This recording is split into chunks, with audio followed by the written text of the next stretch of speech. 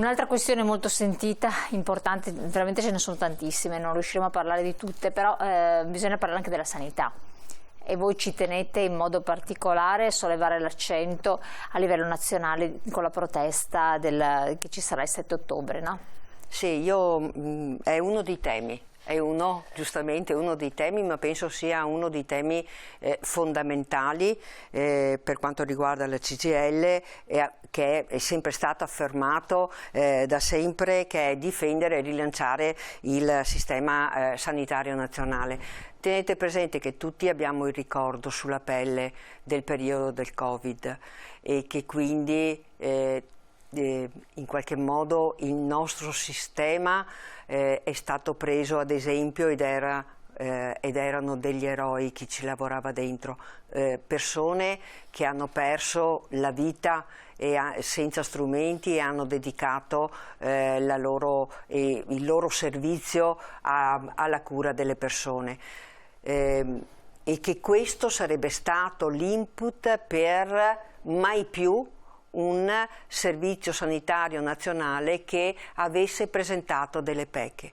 In realtà lo vediamo, gli strascici del Covid purtroppo li abbiamo vissuti tutti sulla pelle, nel senso che liste d'attesa infinite, perché il sistema nazionale era tutto concentrato nella difesa e nell'attacco al Covid, e quindi quello che in qualche modo è stato bloccato è stata tutta una serie di sistema anche di prevenzione e il sistema delle liste d'attesa che si è andati a recuperare, ma che purtroppo quello che noi denunciamo è che c'è un disegno specifico nello spostare risorse e finanziamenti verso la sanità privata.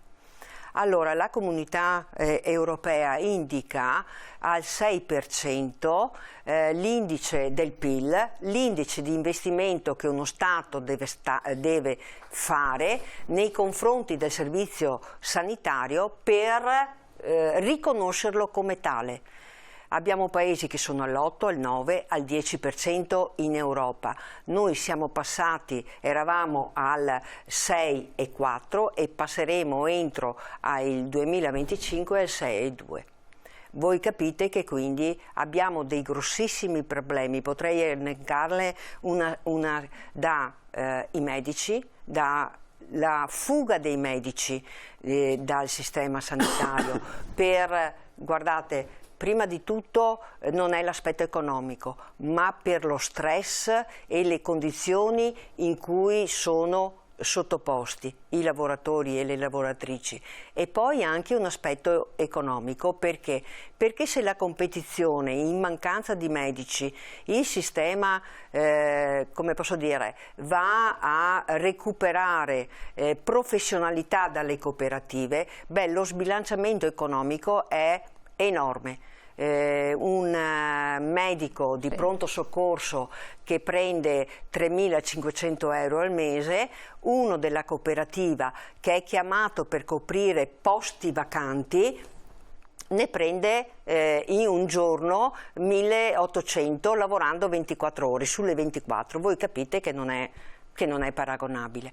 Il problema qui è che anche in Regione Veneto, che voi sapete che il bilancio della Regione Veneto per l'82% è destinato alla sanità, ha bloccato le assunzioni, ha fatto il blocco delle assunzioni nella sanità. Noi abbiamo i colleghi che lavorano nella categoria della funzione pubblica denunciano è che noi abbiamo interi reparti ospedalieri che rischiano la chiusura. Da questo abbiamo, e non è un problema appunto di ora, ma in queste ore, proprio anche in queste ore si sta aggravando, abbiamo iniziato già dall'anno scorso a fare manifestazioni, ma a Padova abbiamo attivato nel mese di giugno e nel mese di luglio la staffetta della salute con presidi davanti a tutti gli ospedali della città e della provincia, ai distretti sanitari, alle case di riposo, appunto per incontrare le persone e tentare di, come posso dire, che prendano consapevolezza della gravità e per chiedere poi alla Regione e a Zaia lo sblocco delle assunzioni. Stiamo raccogliendo in questo momento anche delle raccolte firme proprio per mandarle in Regione contro questa norma. Tenete presente, tra l'altro, se vi ricordate prima, il dato che noi stiamo assistendo a uno sconvolgimento demografico dell'assetto del Paese e che avremo tra qui a pochi anni il 30% della popolazione che è over 65. Beh, noi sappiamo tutti che non è per sfizio, ma è per natura e per necessità che gli anziani hanno più bisogno di sanità e hanno anche più bisogno di sanità e di medici vicini a loro. Certo, noi nel Veneto, per esempio, abbiamo 900.000 persone che sono senza medico di base. Quindi questo anche diventa e quindi un in questa anche... situazione una grossa responsabilità, vi ripeto, ce l'ha la Regione Veneto perché invece di investire e elargire borse di studio ai medici di medicina generale non lo fa. Però se voi portate questo tema a livello nazionale dice sbrigatevelo in Regione. Certo, la Regione Emilia-Romagna non ha i problemi dei medici di base, noi nel Veneto ce l'abbiamo. Zaia è intervenuto aumentando i pazienti pro capite certo, a medico da 1.200 a 1.500, adesso a 1.800, in alcuni casi anche 2.000, ma questo non risolve il problema perché quel medico che ha quel numero di pazienti è evidente che non ha la stessa disponibilità di chi ne ha 1.200 e che ha soprattutto anche la base demografica e dell'età dei pazienti che sono mescolati, quindi non maggiormente anziani e che quindi la questione della sanità è estremamente importante. Noi rivendichiamo che a livello nazionale ci sia un investimento serio nella sanità. Tenete presente che dicono guardate che noi abbiamo dato dei miliardi alla sanità, quei miliardi che hanno dato non coprono neanche gli effetti dell'inflazione perché anche la sanità, anche le strutture sono soggette. Poi un altro aspetto su cui puntate, abbiamo neanche un minuto a disposizione, è la non autosufficienza e le disabilità. Leggo un messaggio: essendo l'imprenditoria italiana fatta da tantissime piccole partite IVA, i 30 miliardi di evasione spariranno dalla spesa e probabilmente tutti i piccoli negozianti fallirebbero. Bisogna prima lavorare sull'abbattimento delle tasse. Sì, l'abbattimento delle tasse di chi le paga però, perché chi non le paga non le paga, appunto, quindi la loro aliquota è zero in quel caso, quindi bisognerebbe incominciare a farle pagare a tutti, dopo è molto più facile abbassarle, questo è il punto. E poi bisogna ricordarle che le tasse servono esattamente a fare quello che abbiamo appena detto, ad esempio sanità, scuola. Io sinceramente preferisco una tassazione equa, parte del mio stipendio, con un sistema sanitario che dà risposta alle esigenze mie, dei miei figli, dei miei genitori e via dicendo.